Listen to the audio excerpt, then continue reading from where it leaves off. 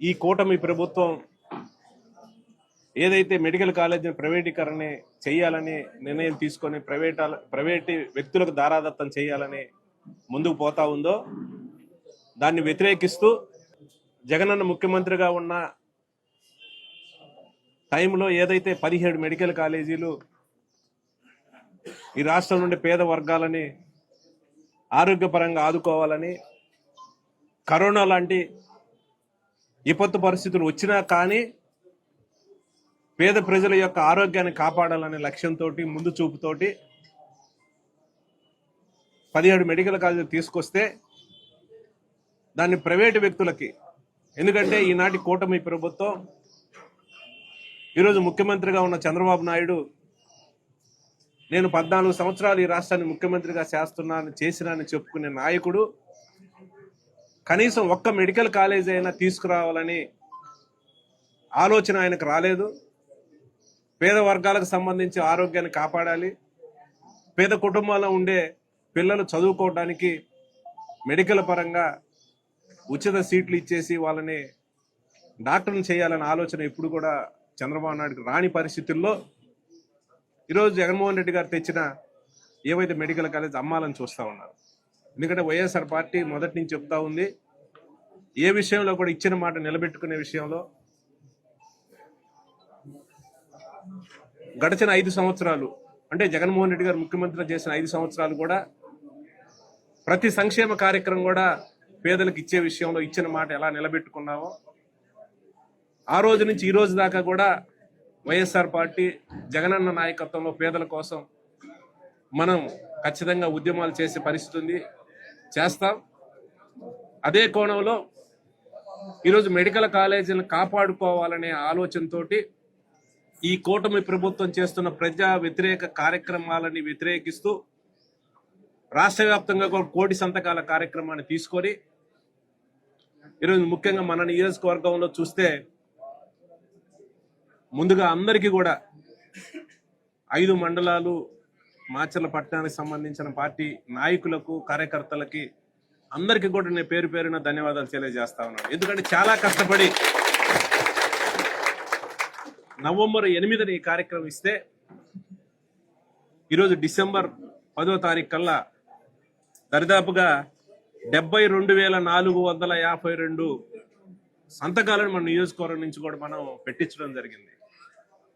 నేను దీంట్లో పార్టిసిపేట్ చేసిన ముఖ్యంగా నాయకులకి ప్రత్యేకంగా కూడా ధన్యవాదాలు తెలియజేస్తాను. చాలా కష్టపడి చాలా నిబద్ధతతోటి ఈ మెడికల్ కాలేజీని కాపాడుకోవాలని తాపత్రయపడుతూ అందరికీ కూడా ఈ కూటమి ప్రభుత్వం చేస్తున్న అన్యాయాలని ఏదైతే జగనన్న మెడికల్ కాలేజీల రూపంలో ఈ రాష్ట్రానికి 1,00,00,000 కోట్ల రూపాయల ఆస్తిని సమకూర్చాలని ఏదైతే ఆలోచన చేస్తా ఉన్నారో ఇదంతా కూడా చంద్రబాబు నాయుడు ఆయన బినామీలకి ఆయన అనుయాయకులకి దారాదత్తం చేయటానికి వ్యతిరేకిస్తూ కింద స్థాయిలో కూడా ఇది తీసుకొని పోయి చేసిన ప్రతి ఒక్కరికి కూడా ధన్యవాదాలు తెలియజేస్తా ఉన్నాను. ఈరోజు చూస్తా ఉంటే మాచర్ల మండలంలో ఇప్పటికి 15,509 మంది చేత కూడా ఈ సంతకాల కార్యక్రమం తీసుకున్న ముఖ్యంగా మాచర్ల మండల పార్టీ నాయకులకు కార్యకర్తలకి ప్రతి ఒక్కరికి కూడా ధన్యవాదాలు తెలియజేస్తాం.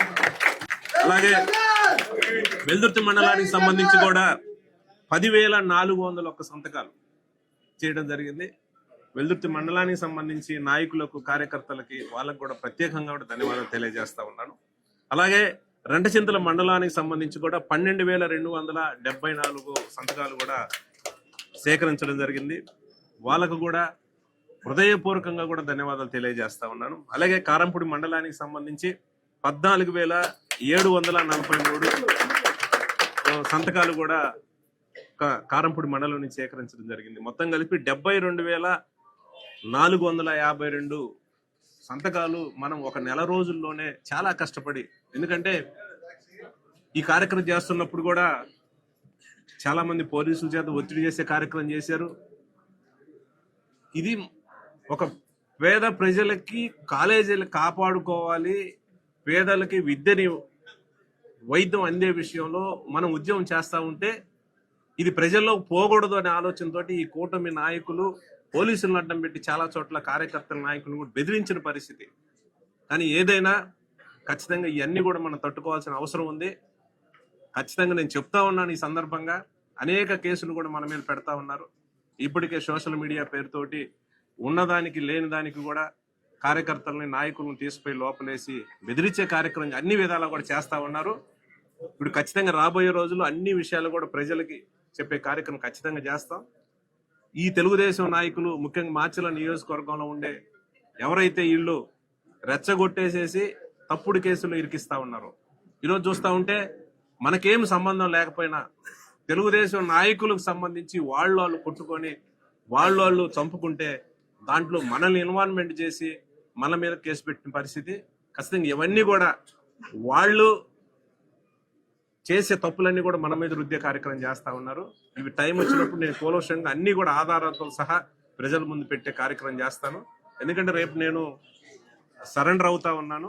రేపు 11 గంటల కోర్టులో సరెండర్ అవుతా ఉన్నాను. సరే, న్యాయపరంగా కూడా కోర్టుల మీద నమ్మకం ఉంది. ఖచ్చితంగా మనం ఎక్కడా కూడా భయపడకుండా ఫైట్ చేసే కార్యక్రమం చేస్తా ఉన్నాం.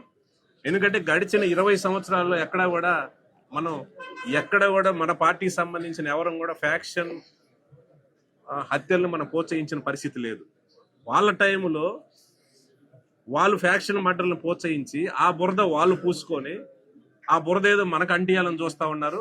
నన్నేదో ఒక ఫ్యాక్షన్ నాయకుడు ప్రొజెక్ట్ చేయడానికి ప్రయత్నం చేస్తా ఉన్నారు. నేను ఎప్పుడు ఫ్యాక్షన్ దూరంగా ఉంటాం. ఎందుకంటే 2004 నుంచి ఇప్పటిదాకా కూడా ఎక్కడా కూడా ఫ్యాక్షన్ మర్డర్లు అనేది మన నియోజకవర్గంలో జరగని పరిస్థితి.